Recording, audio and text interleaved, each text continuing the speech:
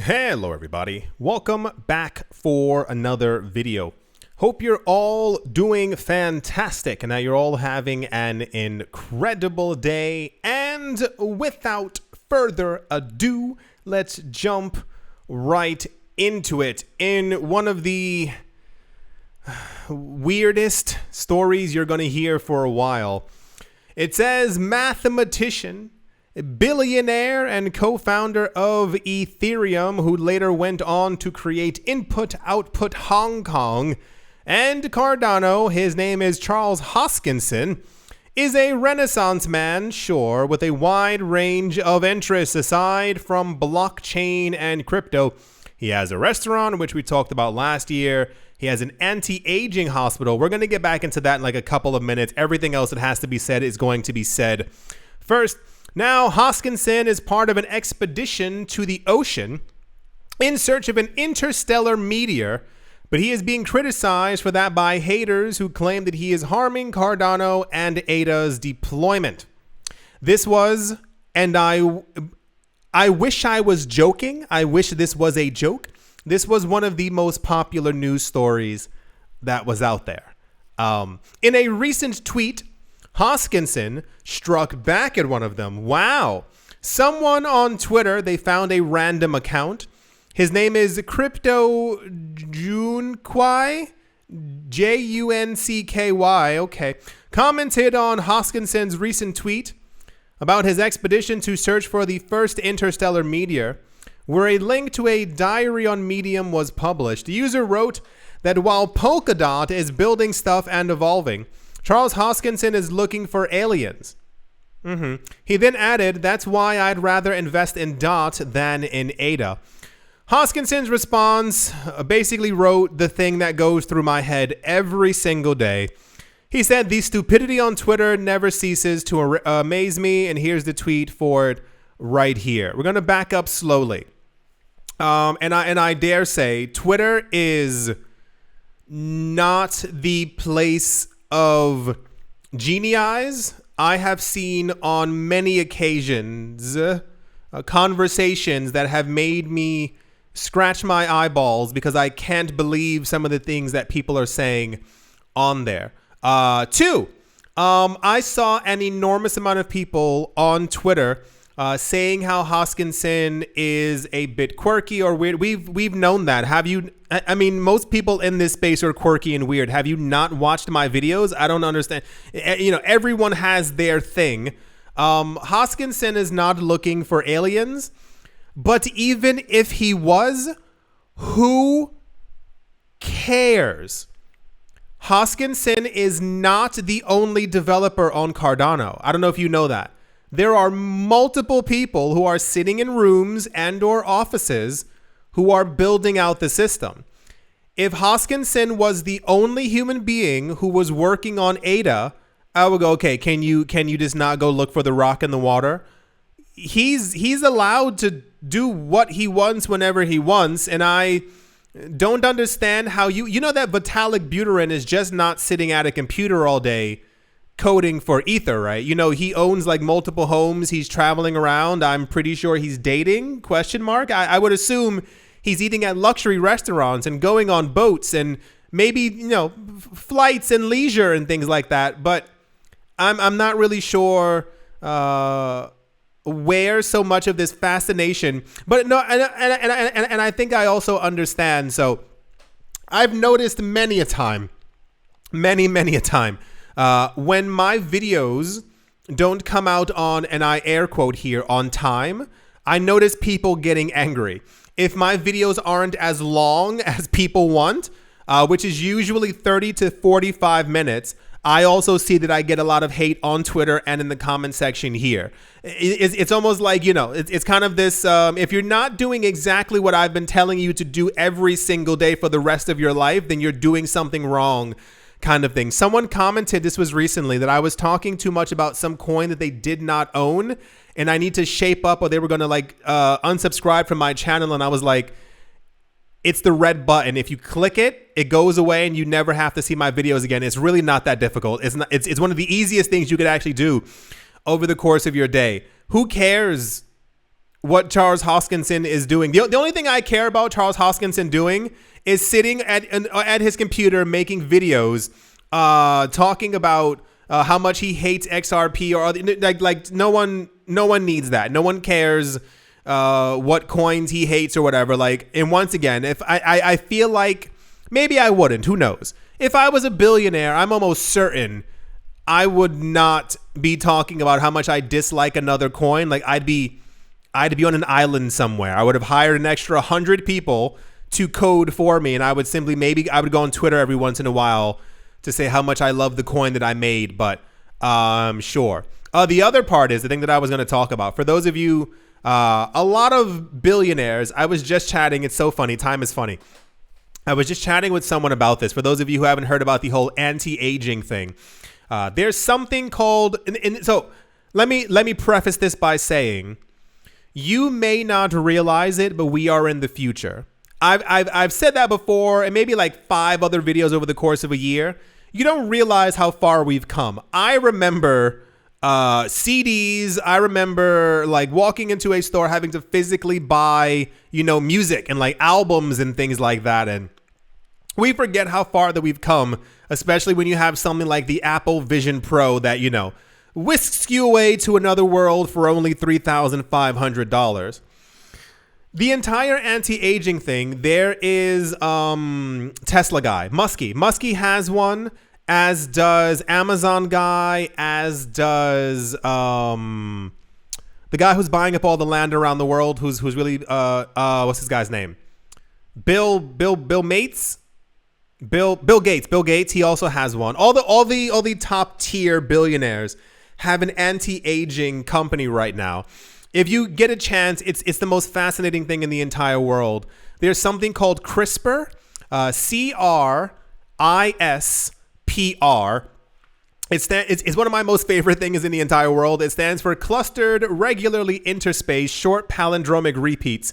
It's basically gene editing software. A number of years ago, scientists basically figured out how to reverse aging in a number of animals, and they believe that, or it is believed that, in this current decade, not century, in this decade, the next 6.5 years, it will be available for humans. And this is why you will notice all the billionaires are throwing their money at it, because they want to be the first to have the company that is offering this product out there. So look into it. It's very fascinating. This is why, like, you've seen me mention before that I think we're entering into a very like Black Mirror-y dystopian kind of future. I mean, we're already here. If you look at where things are now, we're kind of in a never-ending Black Mirror episode right now. But think of a world where the billionaires don't fade away. That's the nice way of saying it. And he who holds crypto holds the power. And then you think about the individuals who own around 15, 16, 25, 45,000 Bitcoin just to themselves. It's something that is not in news typically, but the news is out there. It's not tinfoil hat at all. You can look it up. There's a documentary even on Netflix about it. It's called this is going to drive, I had it right in my head. It's going to drive me crazy. Unnatural Selection. Watch it. It's going to change. And I know we spoke about this before, but it is going to change your life when you realize that the rich will literally live forever and they will own everything. So bringing it on back, that's the Charles Hoskinson news. Why we continue to get really weird, this is popular and nothing else news. I'll never be able to actually understand it. But Charles Hoskinson, if you have the money, go find that meteorite. Maybe you find like a Bitcoin ATM inside of it or something, or just do whatever makes you happy. He has the money to do so. So, as long as he's not trash talking any other project, especially one that's actually doing something, who cares? That's the Charles Hoskinson is looking for a meteor, has a restaurant, And don't forget to look up CRISPR, because you are going to be quite shocked in the next couple of years when it starts hitting the news a lot more. And yeah, let's move on. Also in like super popular news, which I was shocked that people were actually into something that matters. Binance, the leading cryptocurrency exchange known for Bitcoin, is now joining Twitter, El Salvador, and Paxful in adopting the Bitcoin Lightning Network. This move aims to enable faster and more cost-effective transactions. For those of you who've missed it, at the beginning of this year, people figured out a way to make NFTs on Bitcoin. They gave them an entirely different name so that they wouldn't have to say that there were NFTs on Bitcoin, which there are. However, with all the news that we've been getting, the amount of NFT transactions has greatly slowed down the Bitcoin network, because Bitcoin only does 3 transactions per second. So the other problem is, if you want Bitcoin to become a worldwide currency, well, you need at least 12 transactions per second. I know you need more. That was the joke. So a lot of crypto exchanges have recently, Coinbase was also in the news. Remember a couple weeks ago where the guy was like, yeah, we're thinking about it. Have come out to say that they are going to begin to adopt the Bitcoin Lightning Network. This is known as one of the only or very few ways that we have of lightly scaling Bitcoin. The idea is if the Bitcoin Lightning Network has enough support within itself, we could theoretically get up to 1 million transactions per second with the Bitcoin network. This is batching transactions, finalizing them on the main chain, so on and so forth. Binance announcing that they're going to be adopting this made waves, and everyone was like, yeah, but this is something that should have happened in like 2020. You know, when we were all home. This should have been like the main priority for these cryptocurrency exchanges in the background, because I could have told you that Bitcoin was going to need it. If Bitcoin is the number one coin, we'll continue to have adoption, we'll have more stuff be built on top of it, has other things attached to it, is expected to be a worldwide number one, the currency. I feel like every crypto exchange should have automatic, like the Lightning Network should be default. And if you want to use the main chain, which will have a higher transaction fee, that you should have to tick like, oh, I want to use this one instead. It is necessary. We will need this to happen, and like sooner rather than later, especially with all the hype and the hubbub of BlackRock and the other company who are filing for Bitcoin ETFs. If that gets approved, it's game over for anyone who doesn't have crypto. They are going to be left completely in the dust. So we need a rapider way of sending Bitcoin. Binance recently shared the news via a tweet, because what other way is there, informing users that the company's new Lightning nodes are already in operation.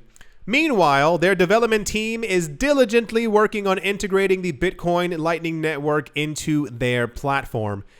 Here's the tweet right here. It says, Binance is working to integrate the Bitcoin Lightning Network for deposits and withdrawals. Some eagle-eye users spotted our new Lightning nodes recently. Yes, that's us. However, there's still more tech work to be done. We'll update once Lightning is fully integrated. Especially for the Gemini twins, I'm actually kind of shocked that they also don't already have the Lightning Network. The big four, Binance, Kraken, Coinbase, and Gemini, they should all have Lightning Network as a default on their platform. So anyway, the point is, the benefits of the Lightning Network is that transactions cost around 1 or 2 Satoshis, which is like 1/15 of 1 cent or something like that. And of course, the transaction fees can still be lowered from there as well. Decimal places, yada, yada, yada. But yeah, very popular news. It warms my heart to see that real news made it into popular news, because some of the other nonsense we get sometimes, I'm like, you gotta get it together, guys. This doesn't make any sense. So we will hear, as always, when it is integrated. because what's wrong with that photo? Oh, I see it now. This looked so weird to me. It looked like, so if you see her head, you ever played Final Fantasy? It looked like these were her arms. Like this was her, like her final form. Like, and then the purple is the same purple as here. And it just didn't help because I was like, what is she, like, how is she floating? But now I see her real human arms and this is like a neck supporter thing. You see what I mean, right? I thought it was a floating head with some type of device and she had like purple arms. Did you see the Ant-Man movie? What's his name? MODOK? The floating head thing? This is this. That's what I was, especially because no one else has a floating head thing. That's the Binance is going to be integrating the Bitcoin Lightning Network to their platform. I give it by September. We're going to hear news about it. And yeah. Oh, fantastic. Wow, Lightning. Okay. Let's move on. Also finally, hurry up. Gemini, the crypto exchange led by Cameron and Tyler Gemini twins, is planning to expand in the Asia Pacific? Okay. On the expectation that the region will be a great driver of the next wave of growth. Okay. According to a release from News, the move comes as Gemini seeks to build its presence outside of that is the United States, which has seen increased regulatory scrutiny of crypto exchanges. Earlier this month, the SEC showed how corrupt they were. At the end of March, Gemini reportedly worked with market makers to introduce an overseas crypto derivatives platform. So basically, Gemini has been trying to get regulatory approval since around 2014. That's not a joke. The twins have tried their best, and I kept on lightly making fun, and I was like, just move, just go somewhere else. Like, you're both billionaires. Like, you don't have to just stay in one country. So look at them. Now they're trying to do stuff around the world, and they're expanding. We had news before that I think they have an office now in Ireland. I think they're trying to move to Dubai. And now they're apparently trying to go to, I assume, Southeast Asia, where every other crypto company is going, because they're expecting large amounts of growth from these regions, if you will. So cool, spreading their wings or whatever rich people have, private jet wings to other places. It just didn't make any sense how people just were in the U.S. for so long. Like, there are other countries where people have money, right? I'm not understanding what the Gemini twins were doing. That's the Gemini. Yeah, this was also, news as well. People were talking about it. So good for them. I assume they're going to buy a house in Dubai and a house somewhere in maybe Thailand. I don't know where rich people buy stuff anymore. All right, that's the Gemini twins news. Look at them expanding and doing stuff that they should have been doing since around 2016. Okay. Let's move on. Also, how are they doing that? No one can do that. The race to launch a spot Bitcoin ETF in the United States of America is heating up. That's the sound of heat. With a new filing that was recently submitted. I can't believe it. Crypto asset manager Valkyrie Digital Assets has also moved to file for a spot Bitcoin ETF in the wake of Invesco, Wisdom Tree, BlackRock, and I also believe Fidelity as well, also making similar applications. I am shocked to my core. How could this have happened? How could the largest asset manager in the world, who is more than likely going to get their Bitcoin ETF approved, why are so many other people following behind them? It's almost like something weird is going on. So we recently had news, for those of you who were sleeping under a digital rock or something, that BlackRock has put in a filing for a Bitcoin ETF with the US SEC. The odds of BlackRock getting denied are slim to none. In the off chance that they do, we will, we'll watch I don't know, what should we do because I assume that reality will have broken. What's that movie? It came out like 2017. It's about a whole bunch of Hollywood celebrities. They're having a party in LA and then the ground breaks open. Is it called This Is the End? Is that it? That's going to happen. If the people who control the world don't get their Bitcoin ETF, it's the end. That's kind of what's going on. A number of other companies have recently filed directly behind them, in that the idea is BlackRock is going to get approved, and therefore every other company behind them, you won't have you'll have to kind of let their fund go through. So everyone's kind of hopeful. I've seen a lot of weird price predictions over the course of the last few days, where people are saying that by the end of this year, people expect Bitcoin to already have passed by its previous all-time high, under the contingency that BlackRock has gotten their Bitcoin ETF. These ETFs, and I'm certain they will be physical, in that the company will be accumulating openly Bitcoin. We will be able to see how much Bitcoin they have within the fund. And then you sit there and think, oh, cool, maybe BlackRock and their ETF will only, wink, have 13,000 Bitcoin. And then you realize that every other company in the US is also going to file for a Bitcoin ETF. And we are going to see that a couple of companies own several million Bitcoin. And that is that's kind of the idea of us by the end of this year getting back to the previous all-time high. And this is where we get the speculative numbers of Bitcoin hitting $500,000 in the end of 2024, 2025, what have you. In the filing, Valkyrie revealed, and I wish that companies would stop doing this because it's not cool. You don't look youthful. You look like the 95-year-old with his cap backwards walking into school. It looks very cringy, and they've been doing this for a number of years, and I am glad that a lot of companies stopped, because no one likes it. It's not, please. They're how like every company has like a ticker symbol. So like when you look at Apple on the stock exchange, there's this AAPL, and like other companies will be like WYX. I don't know what that company is, but they always have these letters. The filing for their spot Bitcoin ETF with the SEC, they listed it. They want the ticker as BRRR, as in Burr. For those of you who don't know what Burr is, that is the meme that popped up a couple of years ago when we saw that inflation was actively happening, and we saw that trillions of dollars were being created. The meme of the guy, money printer man, what's this guy's name? Jerome Powell? I don't know. Moving the money machine and all the money's flying out of it. So once again, another company has used a meme to try and like be young and youthful. The other company that did this before was the New York Stock Exchange with Bakkt.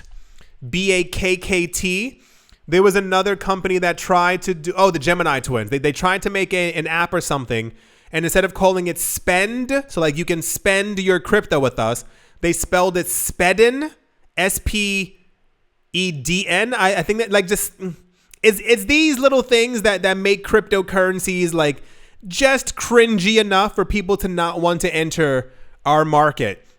Valkyrie, which already offers a Bitcoin strategy ETF and a Bitcoin mining ETF, updated their filing for the Valkyrie Bitcoin Fund on Wednesday with the US SEC. The company's filing states that the trust will hold Bitcoin and will value their shares daily based on the value of Bitcoin as reflected by the index, which is an independently calculated value based on an aggregation of executed trade flow of major Bitcoin spot exchanges. Basically, they'd be looking for the money that's flowing through the network on cryptocurrency exchanges and basing their funds price on that. So, not really. Here's the tweet right here. Can I ask a question, and please answer me honestly? When companies do these things, does it make you when you see them naming their fund Burr, does it make you smile? Does it make you want to own it?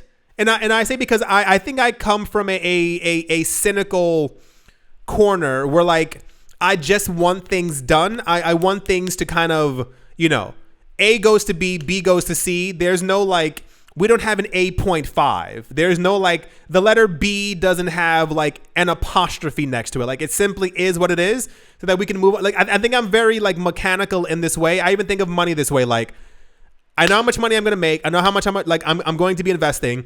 I base that off of like the numbers that I've seen in the market before where I expect them to go. That's how much money I'm expecting to make, finish. Like there isn't any like dancing around it after that. But I think a lot of times this must excite someone. Like when you saw the word Spedin for an app, you must have been like, oh my gosh, I can't wait to download Spedin. Or when you see that there's going to be a Bitcoin ETF, could be a Bitcoin ETF with the word Spedin, with the word Burr, does it make you go, oh my gosh, I want a piece of that fund? Which, also for those of you who don't know, which also makes no sense, just buy the Bitcoin itself. That's not financial advice. It's more of a, if you are going to buy the Apple, don't buy a piece of paper that says Apple that you can redeem for an Apple. If you are going to buy 0.02 worth of a Bitcoin and an ETF fund, just buy the physical Bitcoin. Anyway, very popular news. Valkyrie has filed for an application for a spot Bitcoin ETF. I told you this about a good 10 days ago. We are going to see an avalanche of companies who are going to continue to do things like this. It is not going to end. This is not going to be the last company because they, like me, are also expecting the largest financial anything on the planet that they are going to get approved. If this is the largest IF I have ever drawn in the sky, if BlackRock gets approved and the other companies that follow them gets approved, we are probably going to have an $85,000, $90,000 by the end of this year. You need to understand exactly how big BlackRock is and the influence that they have. You would assume that it is just BlackRock who would be buying. The people who they hold money and assets for, they're all frothing at the mouth, waiting to see if this is going to happen. There are a lot of people on this planet who have millions who are waiting to throw into this market. Understand that. That's the Valkyrie is now trying to get a spot Bitcoin ETF. I don't want to say more than anyone because there's always someone who wants it more. I would love to see this ETF approved, and I would love to see us get back to the previous all-time high by the end of this year. Do you know what that would do to our market in 2024 and 2025? You cannot fathom. We would be on the cusp easily of a $5,000, $6,000, $7,000, $9,000, $10,000, $11,000 Ether. We would breeze by a $5, $6, $7 XRP.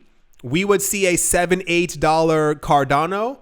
It would all be believable and all be doable if we get several $1 trillion that would begin to be injected into this market. It would be a very, very interesting time in financial history. I'll put it that way. That is going to do it for this video. I do sincerely hope that you have all enjoyed.